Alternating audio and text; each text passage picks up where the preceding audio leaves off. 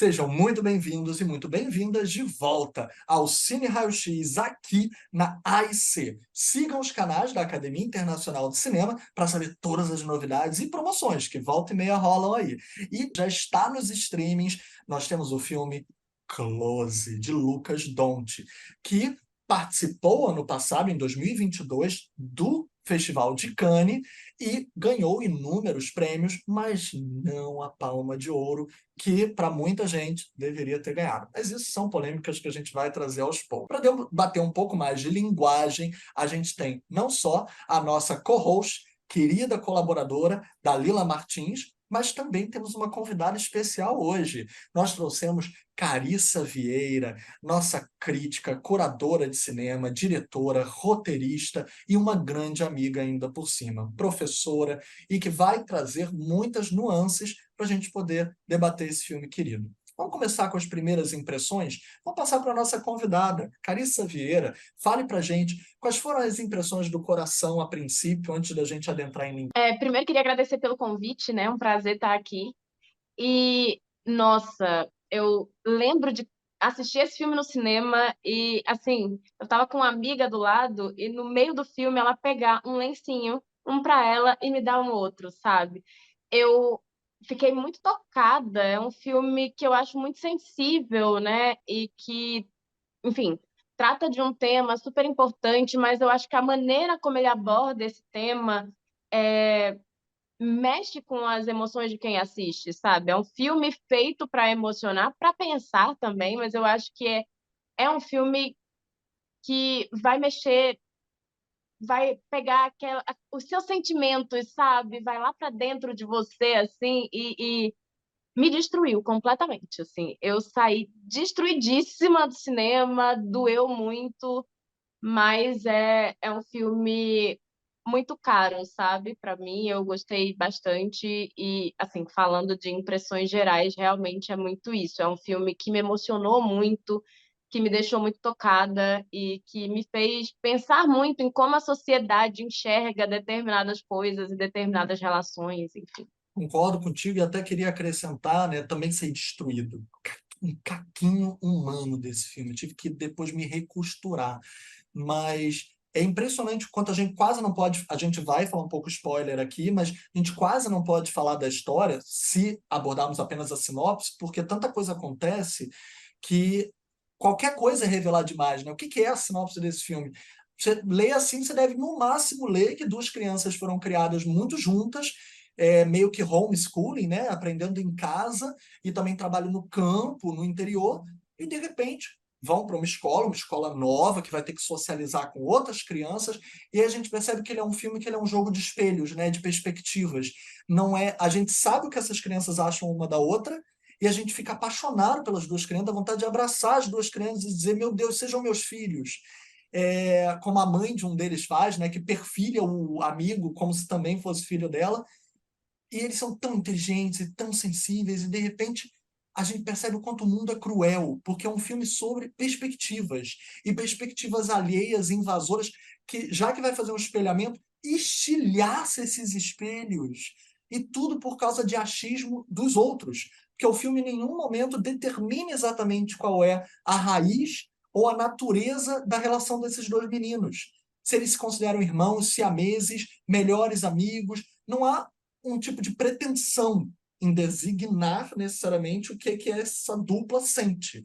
Mas, de repente, todo mundo começa a julgar se é certo, se é errado, quem sabe, quem não sabe, quem sabe mais, e uma negligência imensa, né? E principalmente uma que eu acho que é isso que emociona e devasta a gente, então acho que é muito isso que o filme nos proporciona, e essa dor de reconstrução de o quanto a gente está vítima e sujeito a perspectivas maliciosas terceiras e uma alienação emocional.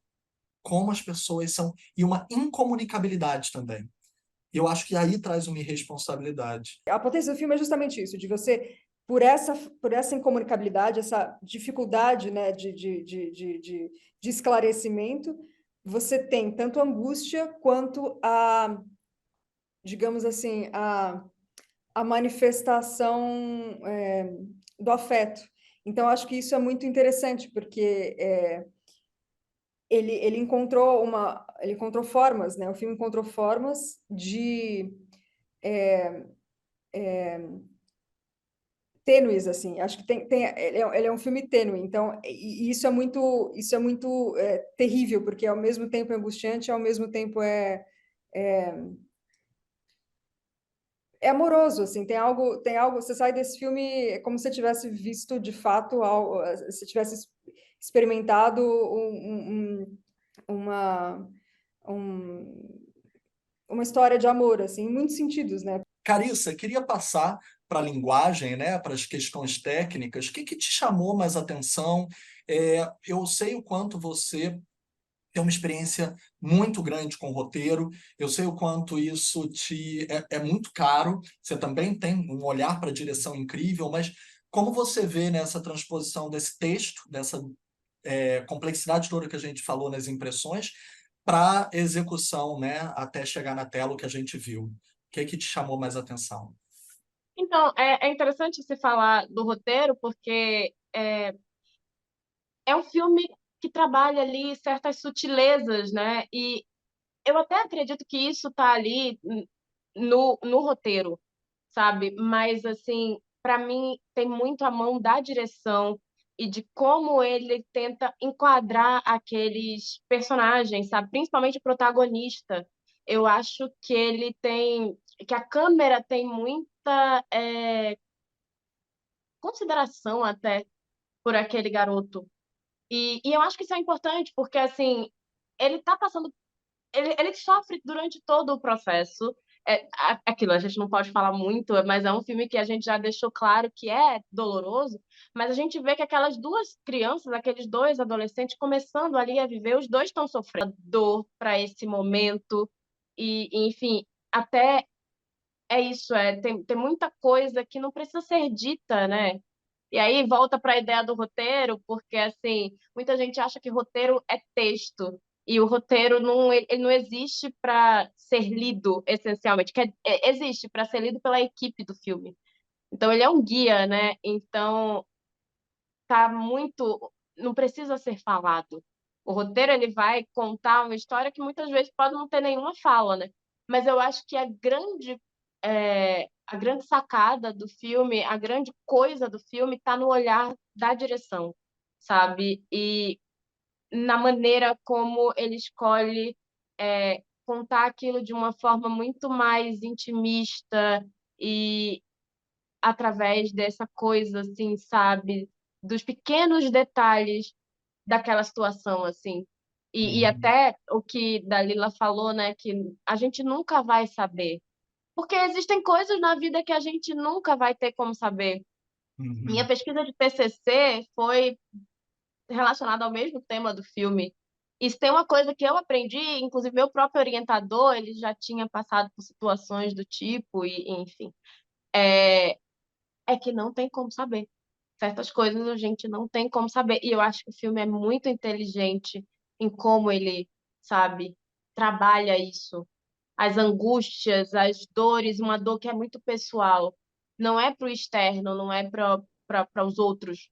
Eu acho que duas técnicas, né? Até para complementar o que a Carissa disse. Uma é a música, né? Porque eu acho que a música, tudo bem, você tem situações cotidianas, né? E eu acho muito interessante que nada é muito dito, mas em pequenos gestos cotidianos você entende um pouco, ou então você tangencia, ou então você tateia aquele universo interno, né? Dos protagonistas e das personagens como um todo, né? Mas a música acho que ressalta, né? Acho que a presença da música ela faz muita diferença, né? É uma música quase onipresente. Eu precisaria assistir de novo, mas assim, eu fiquei pensando, será que é qua- ela é diegética e não diegética, né? Porque uhum. você tem uma das crianças, né? Um dos garotos ele toca oboé, né? Ele se apresenta. Então a questão da música ela também é diegética, mas a música, a presença da música e uma música instrumental, não é a canção, né? É uma música instrumental, Uhum. ela gera uma ambiência, ela ajuda muito, assim, eu acho que ela ela ajuda a construir essa ambiência de delicadeza.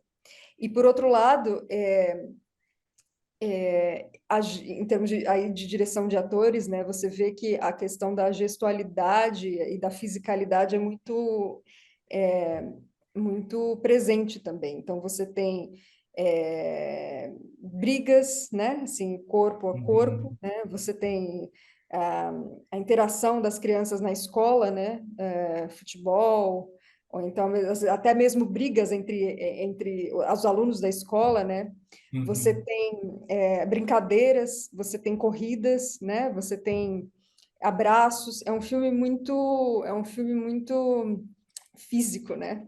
Nesse sentido. Então, tem muitas cenas que são pautadas por essa interação, né?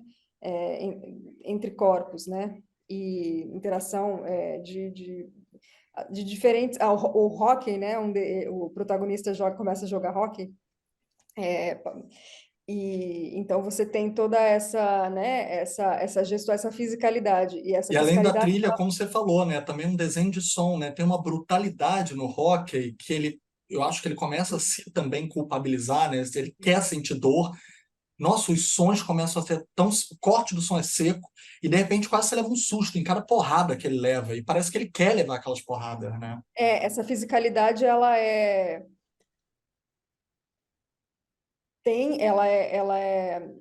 tenra, né? Mas também ela é violenta. Ela passa por todo esse espectro, né? Da ternura da ternura e da violência e também da uma espécie de autoviolência também, uma punição, porque essas personagens elas sofrem internamente, né? E elas não necessariamente conseguem externalizar. É muito interessante ter uma roda de conversa, inclusive, né? Em que alguns falam e o protagonista não consegue falar, né? Ele explode uma hora só, implicando com o outro que está falando, mas ele mesmo não sabe falar sobre seus sentimentos. Então, você tem a expressão do sentimento, do universo interno, né? Ela é por essa fisicalidade. Você tem desde dessa coisa mais delicada, né? Dessa demonstração de afeto, né? De abraço, essa também pela brincadeira e também da brincadeira se tornando algo mais violento. Então, né? Enfim, você tem toda essa acho que são essas duas coisas que eu gostaria de levantar, assim, a presença da música e a importância da fisicalidade Verdade. que é claramente a direção, né? Um ponto da direção e de trabalho de ator, né? Uhum. Eu até acrescento, né, na questão da fisicalidade que Dalila falou e da trilha e desenho de som, a questão também da coreografia, né? Eu acho que tem uma coreografia de corpos e complementando com o que a Carissa falou, juntando com a Dalila, tem uma coreografia de corpos muito interessante com a câmera. Por exemplo, as cenas de bicicleta, elas são muito reveladoras, porque elas demonstram exatamente como está a relação deles, né?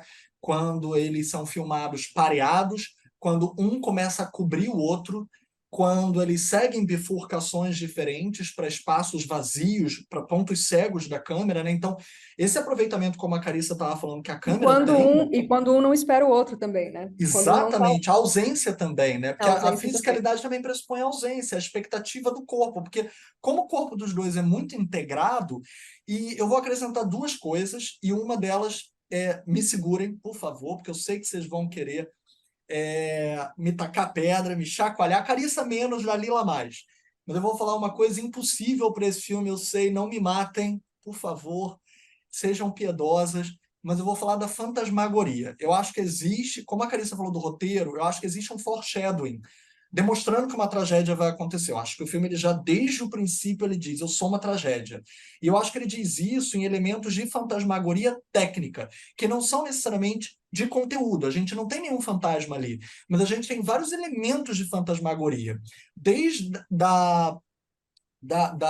do delírio deles, de brincadeira, que eles inventam mundos, né? Eles inventam um conflito, eles inventam uma guerra ali na cena inicial, que está toda na imaginação deles, e eles falam o que está acontecendo, tanto que a tela começa em blackout, e a gente ouve, não, mas tem soldados vindo pela direita, e estão atirando pela esquerda. A gente primeiro ouve no blackout total, então a gente imagina a cena da guerra. Perdemos mais um, mas você tem que acreditar, a gente precisa acreditar que vai ter uma brecha, a gente vai fugir, a gente vai sair. Então a gente já vê uma tragicidade da guerra narrada por eles no blackout, até a câmera abrir neles e ver, são duas crianças brincando, fingindo que isso está acontecendo. E essa fantasmagoria acompanha eles muitas vezes, seja nessa ausência-presença também, claro, depois que a tragédia ocorre, repetindo cenários com a ausência, né, como o pasto, aquele campo, ele sem o outro no campo. Eu tenho uma amiga, a Carissa até conhece, não sei se a Dalila conhece, a Maria Caú. Sabe a Maria Caú? Ela adora brincar que filme de época tem gente passando a mão em mato. Não importa o que seja, mas esse filme também tem gente. Filme de interior também tem gente passando a mão em mato, né? Mas filme de época sempre tem. Filme de época tem alguém passando assim a mão em mato. Ou passando a mão assim em imóvel. Eu tô tão sozinho. É assim. Eu tô assim. Ai, meu Deus, que solidão. Até o Padre e a Moça do Joaquim Pedro tem gente passando a mão em mato e gente passando a mão em móvel. É impressionante. Filme de época tem que ter gente passando a mão em alguma coisa. Agora eu nunca mais vou conseguir assistir um Eu filme de sei. época A sem Maria pensar me destruiu. A Maria me na destruiu boca com da isso. vida. E eu fico pensando em passar a mão em mato no close, né? Que tem muito passar a mão em mato. E aí você vê que o passar a mão em mato tem essa coisa de devagar o fugaz, né? A solitude. Eu tô sozinho. E aí o vento no mato. Mas o que eu gosto disso é que reforça esse som de vento, de ar batendo nas coisas, que é um personagem quando o menino sopra o outro, né? Aquelas histórias que ele fala para o outro dormir são tão belas, são tão lindas, e aí ele sussurra. E a respiração dele acalma o outro. É esse contato tão íntimo deles que está na respiração, que está no sonho. O que a gente vai ser quando crescer? Eu acho que tem uma expectativa frustrada ali desde o princípio, que eles almejam muito, né? Então, a possibilidade ali naquele interior, naquele campo, é que eles talvez não alcançassem tudo que eles almejassem, e que o menino moreno ele é tão sensível, mas tão sensível, ele tem uma baixa autoestima, né? Que se segura no outro. Então, e o outro ajuda ele, mas o outro é tão carismático e é tão sociável que é óbvio que quando ele chegasse na escola ele iria conseguir outros amigos. E aí a coreografia volta, né? Naquele jogo de corpos, como eles deitam um no outro, como eles abraçam ou andam juntos de ombro colado, como se fossem meio siameses mesmo, mas estão se escorando na intimidade um do outro. E aí a liberdade que o julgamento que o outro sente, mas aí a sociabilidade que ele tem de facilidade coloca ele em outros campos que o outro não consegue, aí ele se isola. E aí eu trago a segunda questão técnica que eu acho tão forte, além da fantasmagoria, dessa ausência no filme inteiro, que está no som, está na imagem, está nos mesmos planos revisitados, que são as cores. Tanto que, se vocês perceberem, o colorista é creditado, logo depois, ele é tipo o terceiro nome creditado nos créditos. Ninguém acredita colorista tão no início assim dos créditos. E realmente o filme realça, né? Ele estoura as cores de uma maneira, satura aquelas cores de uma maneira, e umas cores muito semióticas, né? O menino moreno, que é mais sensível, é mais emotivo, ele está sempre usando cores meio sanguíneas, né? E o outro, que se camufla melhor, está sempre com cores meio pastéis, meio cremes, que passam despercebido e consegue se camuflar e tá junto dos outros, se juntar aos outros. E quando ele usa aquela roupa do hockey, que ele começa a se machucar intencionalmente, a roupa é mais escura, tem um tom de contraste com aquela neve, eu acho que traz ali um conflito de cores muito interessante do que ele está sentindo, aquela perturbação naquele neve, eu falei gelo, no gelo daquele Arena. arena, obrigado, e o quanto ele se debate, mesmo tentando se camuflar naqueles outros amiguinhos, né? Ele, quando vê o amigo no vidro, ele vai tentar ficar na fila, no meio dos outros, mas ele não consegue se camuflar. Ele se destaca. E aí ele se bate, se bate, se bate, como se ele estivesse se castigando. Acho isso muito potente. Eu até queria passar para vocês, já trazendo, né, para vocês trazerem suas cenas favoritas, mas também queria pedir para a Carissa, além das cenas favoritas, me desenvolver um pouco uma questão que eu gosto muito, que eu gosto de ouvi-la falar, né? O filme tem muitos silêncios. Como você falou, né? A direção faz a diferença, mas como prever o silêncio no roteiro, né? Um roteiro silencioso. O que é um roteiro silencioso, né? Como escrever o silêncio no roteiro? Como é para você ver esse aspecto do filme, né? Eu acho que, sabe a coisa dos detalhes? É focar exatamente nesses detalhes. E eu acho que, muito óbvio, a fisicalidade tem muito a ver também com a direção. Vocês falaram muito bem dessa coisa de que existe uma coreografia corporal mesmo, né? Mas, assim, óbvio que eu acredito que muitas das coisas, até porque você está trabalhando com duas crianças ali, né? Então você acaba improvisando muita coisa. Mas tem muita coisa que já dá para estar no roteiro, né? É, esses detalhes de corpos mesmo, assim, e de ocupação dos espaços, que abre muita margem para o silêncio, né? Quando você vê o menino entrando na casa e tentando, chegando na casa e brincando com o cachorro e observando aquele lugar de fora. Então, é, essa movimentação dele, óbvio, ah, uma coisa é você descrever no roteiro que a pessoa dá alguns passos em direção de um lugar, e aí outra coisa é filmar isso. Mas pensar nesses detalhes, até essa coisa de que agora eu nunca mais vou ver um filme de época do mesmo jeito, mas de passar a mão, sabe? Isso é uma coisa que o roteiro já pode prever, e eu acho que o filme ele tem muito desses elementos. É, essa coisa deles andarem encostados, sabe, a ocupação física, por exemplo, do protagonista no campo e a relação dele. Primeiro você vê a relação deles dois com o ambiente, e eu acho que isso abre muito espaço para os silêncios, porque você vê a relação dos dois no ambiente e até a relação de tanto de conversa, mas também de silêncio dos dois, porque eles se comunicam através do silêncio também, e na maneira como os corpos deles se conectam, e a ausência, e como um tá ali sozinho, então como ele se relaciona com as pessoas, os espaços, os ambientes, sem aquela presença que era quase algo que fazia parte dele, porque um fazia um pouco parte do outro, e também por isso a dor, né? Então, também o que dizer, né? O que se falar com relação a isso? Ele não tem muito o que dizer. Eu acho que também o filme, inclusive, perderia muito se ele fosse um filme prolixo e que tivesse muitas falas, sabe? Eu acho que a gente, inclusive, já tem um monte de filme que quer trabalhar a dor através dos grandes monólogos, dos solilóquios, assim, de personagens falando, sabe? Do meio, assim, ó. Ai, gente, sério, principalmente pensando em duas crianças num lugar daquele, sabe?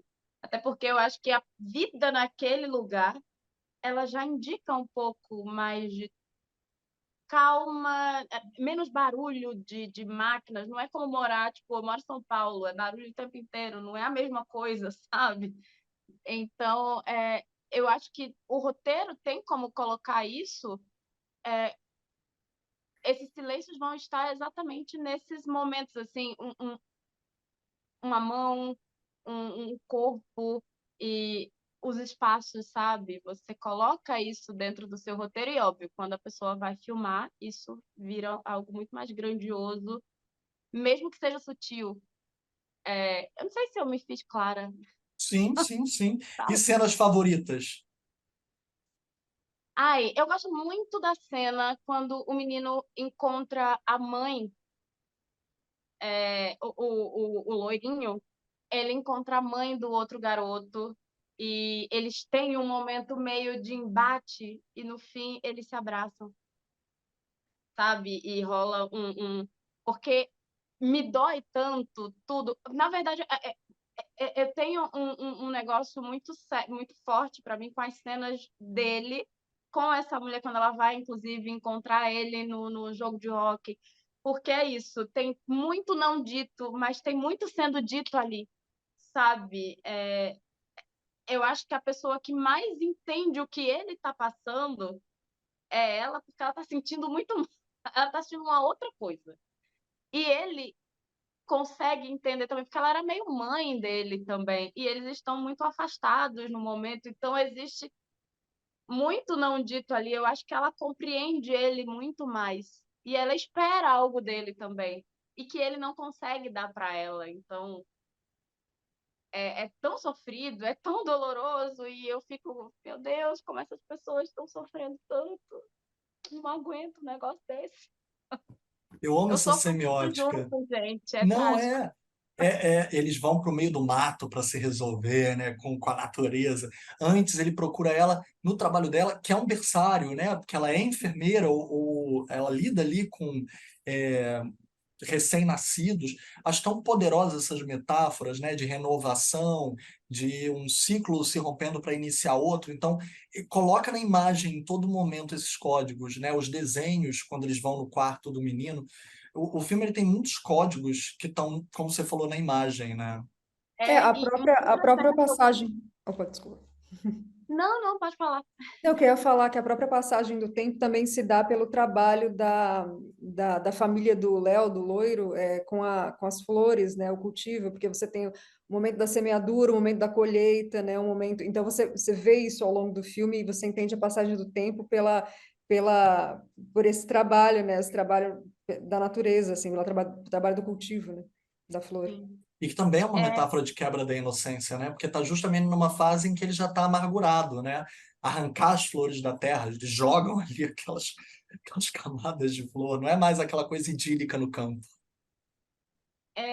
tem uma outra cena que eu gosto muito, que já foi citada, inclusive, que é a cena, logo quando a situação acontece, aí tá na escola e, tipo, aquele momento meio terapia em grupo, e o menino fala um negócio que, assim, ele fica revoltadíssimo, né? Quando ele vê o colega falando sobre o outro garoto tendo pouquíssima relação com ele, e aí eu acho que é um momento muito revelador de como ele está se sentindo, porque ele não está falando muito, ele está sentindo tanto que ele também não consegue colocar em palavras o que de fato ele está sentindo, né? E é uma situação muito complexa para alguém tão jovem. Assim, é complexa para qualquer pessoa em qualquer idade, mas eu acho que ele ainda não entende nem muito sobre ele. Então, como é que ele ia, além da culpa que ele está sentindo e várias outras coisas, mas ele fica muito revoltado com o outro garoto. E eu acho uma cena que diz muito sobre esse personagem, sabe? Sobre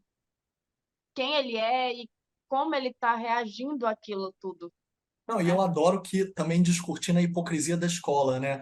Tá fazendo uma palestra sobre perda, mas não fez uma palestra sobre bullying.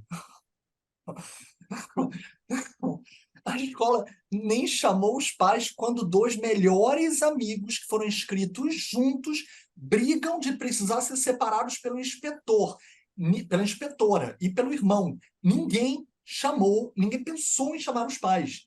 E eu amo a cena da briga também, porque não parece que o menino quer detonar o outro, parece quase que o Moreno quer entrar no outro. Se vocês percebem, né, é tão desesperador, ele só quer alcançar o outro, tipo, qualquer pedaço serve. Eu só quero sentir de novo. Por quê? Por que que você separou a gente? É revoltante e ao mesmo tempo desesperador, né? Ele quer pegar no outro de novo, sentir o outro de novo, mas ao mesmo tempo responsabilizar o outro pela cisão, né? Dalila, suas cenas favoritas?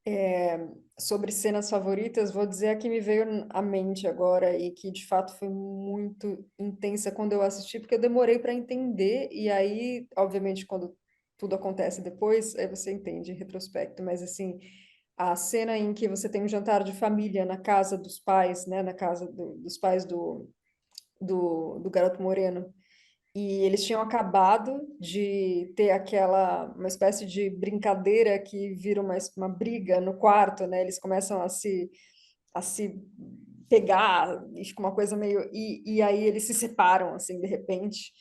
E aí você tem essa cena do jantar de família logo após. E é quando. Quer dizer, logo após não. Antes disso, você tem um momento em que o garoto moreno está no banheiro e a mãe fala para ele sair, enfim, para deixar a porta aberta, né, de que não trancar a porta. E aí depois você tem um momento no jantar em família, né? Ou então, acho que talvez fosse um café da manhã, talvez, né? Imagino, na verdade. Bom, uma refeição em família, né? Com um amigo do filho ali também presente. E o filho não consegue comer e ele começa a chorar. Eu acho isso muito bonito, porque e os pais tentando falar, mas você está se sentindo mal? Ele, eu tô com dor de barriga, né? Fica uma coisa um pouco e aí ele começa a chorar e ninguém entende muito bem, depois você entende tudo, assim. Eu acho que ali tem uma espécie de... E a maneira como ele chora, né? Eu acho que, enfim, tem uma lágrima que cai, assim, né? Eu acho que, para mim, aquela cena, ela é muito... Ela condensa muita coisa, ela antecipa muita coisa, mas, ao mesmo tempo, ela condensa muita coisa e talvez...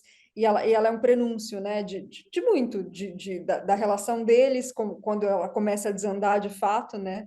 Porque ali você tem momentos, né? Você percebe quando tem terceiros envolvidos, os garotos, né? Os colegas da escola que falam coisas, inclusive aí tem talvez o momento mais explícito do filme, né, em que a garota vira e fala, mas e vocês dois? Qual é de vocês dois? Vocês são o quê, Ela, né? Assim, ela pergunta, vocês são um ela casal? É pergunta, explícito, vocês é são um casal, explícito. é explícito, acho que é a única cena, de fato, o único diálogo, né, né, que explícito do filme, assim. Mas isso que eu acho interessante, assim, porque você não tem... O bullying, ele acontece, mas ele acontece estruturalmente, porque as Uhum. crianças cometem, né, homofobia, assim, né, um discurso, então mas eu digo, não é uma criança específica. Às vezes um riso ou então uma pergunta que em si é inocente, mas como aquilo encadeia, vai gerando uma situação que gera um silenciamento, assim, gera um desconforto que aí gera um silenciamento. Então, isso eu acho interessante, porque isso na verdade, para mim, a meu ver, potencializa o filme, o tema do filme, né? Porque se fosse claramente, né, o bullying fosse colocado, você tivesse um antagonista muito claro, sabe? Um personagem antagonista muito claro, uma figura muito clara, sei lá, nos garotos, por exemplo, lá, colegas de escola deles, assim. Esse é o que faz, sabe? Então tem a turma, né? A turma que faz bullying em relação aos outros garotos. E não é, tanto é que o próprio Léo, ele mesmo já se relaciona com esses garotos. Então você tem uma relação, eles jogam futebol, né? Eles se enturmam. Então é muito interessante, porque digamos assim, você não tem um antagonista, mas Uma você estrutura. tem a estrutura, mas isso é importante. É importante que a estrutura seja o antagonista, porque aí Uhum. sim você está tratando de um problema assim, da maneira, digamos assim, mais, mais real, né? É isso, né? Que as minhas cenas favoritas, eu gostei que a Dalila falou as da mesa, né? Eu falo as da cama. Eu adoro todas as cenas da cama, né? Porque é tão lindo ver eles dando apoio um ao outro para dormir. Ele busca isso no outro menino, mas como o outro menino estava legitimado pela estrutura, jogava videogame, era agressivo, jogava hóquei por uma estrutura em muito patriarcal. Mas, por outro lado, só um comentário, assim, curiosamente, em termos de physique de rôle, né, assim, de compleição física, quem é o mais agressivo e quem é o que mais se enturma é o que tem traços mais delicados, né? E o outro E um garoto, olhão, né? Ele tem um ele, olhão que é ele muito tem, característico de pessoa assim, muito sensível, muito isso. Então, na observadora. verdade, eles estão colocados em termos físicos, né? Eles estão colocados em lugares opostos, né? Porque o garoto que toca o boé, o garoto que ele se veste, ele assim, ele é mais, como é que é? Mais Sensível. musculoso. Não, Ah, não, não, eu sim, digo, sim, sim, não, sim, o sim. contrário, ele é mais musculoso, ele é mais assim, ele tem um jeito mais Mas o é, comportamento dele é mais sensível, mais sim, mas vulnerável. é isso, assim, Ah. O filme troca, né? Quem E tem aí a gente também fala aparência de mais ideal de sensível, masculinidade. Como se é, aquilo dali fosse alguma questão de gênero, que não precisa ser, existem várias masculinidades. Se ele sim, quisesse também desafiar a própria masculinidade, seria uma outra história, mas ele teria que crescer para se entender. Mas é isso. Você tem razão. Na teoria, o menino louro, até porque ele é tão frágilzinho, tão mais magrinho e tudo mais, que ele poderia parecer o mais vulnerável, mas ele se impõe como mais sim. ativo, né? Assertivo. E o outro, que poderia parecer mais fortinho e mais assertivo, se coloca de uma maneira muito vulnerabilizante, como se o mundo fosse pesado para ele. Então é bem interessante essa. Por isso, tem tem essa muito troca. jogo de Tem signos, essa como a troca. Carissa estava falando antes, que inverte as coisas, que traz camadas. E só complementar uma coisa que você falou da questão do vento, você estava falando do sopro, né? Que você lembrou das cenas de cama, né? Que eu lembrei também por causa disso. Que aí o loiro, ele acalma o amigo, né? Soprando, né? Também o amigo toca o boé, né? O instrumento de sopro, né? Então também tem, acho que faz esse fechamento, assim, né? São maneiras de lidar, né? Com essa figura, digamos assim. Olha, eu acho que é um filme que seria muito interessante, talvez, se fosse passado em algumas escolas, sabe? Por que não? Geraria um debate interessante, sabe, sobre essas relações que acontecem dentro desse ambiente. E talvez, até como você mesmo falou, talvez fosse interessante para a própria escola, né? Ver e talvez pensar assim, nossa, talvez eu deva me posicionar de uma maneira diferente, porque realmente a gente está cada dia vendo mais notícias assim trágicas, né, com relação, assim, nem vou entrar no mérito da educação brasileira mesmo e da situação que a gente está vivendo com a educação brasileira. Não é sobre isso, mas é também. Mas assim, de fato a gente não tem escolas. A gente é um país extremamente homofóbico. E isso a gente vê em todos os ambientes. E acaba que a escola é um reflexo da sociedade. Só que a escola não deveria ser, de fato, esse reflexo completo dessa homofobia que a gente vê em todos os lugares, sabe? A escola deveria ser um lugar onde as pessoas, não só os professores, mas as redes educacionais, sabe? Assim, elas se posicionam contra esse tipo de coisa. E, de fato, a gente não vê isso. A gente tem vários casos que ficam abafados e aí talvez eu acabe sendo um pouco polêmica, mas em escolas muito, com mensalidades altíssimas, sabe? E que as coisas vão sendo abafadas, porque muita gente acha que, isso você vai encontrar em escola pública, escola do governo, e na verdade não. Isso é uma coisa que, enfim, quando eu estudava dentro de escola particular, existia essas coisas. Meus amigos de faculdade que estudaram em colégio particular e cada um em colégios de níveis bem diferentes, assim, e aconteciam. Eu dei aula em colégios caríssimos da minha cidade e era absurdo ver as coisas, sabe? E assim, Uhum. colégio muito tradicional, de freira, e enfim. E eu era uma pessoa que não agradava o sistema porque eu me posicionava contra determinadas coisas e enfim. E você é feito, inclusive, quando você está nesses ambientes, te fazem. Aí lá vem o silenciamento. Você, como professor, é silenciado também.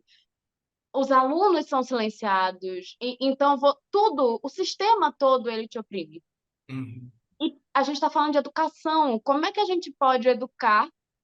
Como é que a gente pode ver tem um país que mate menos pessoas da comunidade LGBT, PIAQ+, se nesses espaços que deveriam ser espaços de ensino, troca, acolhimento, isso não existe. Então, muito do... E aí é quando a gente para e pensa assim, a gente está vendo um filme que não é um filme brasileiro e ele reflete tanto a realidade. E, assim, ele com certeza reflete a realidade de vários outros países. A gente sabe quantos casos também de massacre e que, enfim, meninos LGBT também foram vítimas, sabe? Então, é um assunto que deveria ser mais tratado. Eu acho que seria interessante, sabe, filmes desse tipo, gerando debate dentro das escolas. A questão é, vão fazer isso? Eu tenho minhas dúvidas. Gente, é incrível quanto a gente consegue, né, trazer e desmembrar, desconstruir de um filme como esse, ainda mais com presenças e diálogos tão incríveis quanto com Carissa Vieira, quanto com Dalila Martins. E vou dar o crédito, gente, a gente tem uma coordenadora aqui, nossa querida Camila está presente, está coordenando sempre nossas gravações, então também é uma mão presente na nossa querida, né, transmissão aqui, e sempre para vocês, voltado para vocês que estão dialogando e ouvindo o nosso querido programa Cine Raio X. Sigam nas redes a Academia Internacional de Cinema, curtam, comentem, compartilhem e sigam as nossas respectivas convidadas sempre também, nossos hosts. Então, sigam a Carissa Vieira nas redes, vocês vão adorar o conteúdo dela. Ela é muito ativa, ela faz muitos conteúdos e muito relevantes e sempre atinados com tudo o que está acontecendo. Então, você não vai ficar desatualizado ou desatualizada. E Dalila, também sigam ela nas redes, que ela também está sempre atualizando e trazendo novidades como, por exemplo, o doutorado dela, que a gente está doido para que seja publicado para a gente poder ler e querer um autógrafo da nossa querida pesquisadora. Então, gente, foi um prazer imenso. Só temos a agradecer. Obrigado por tudo. Um beijão.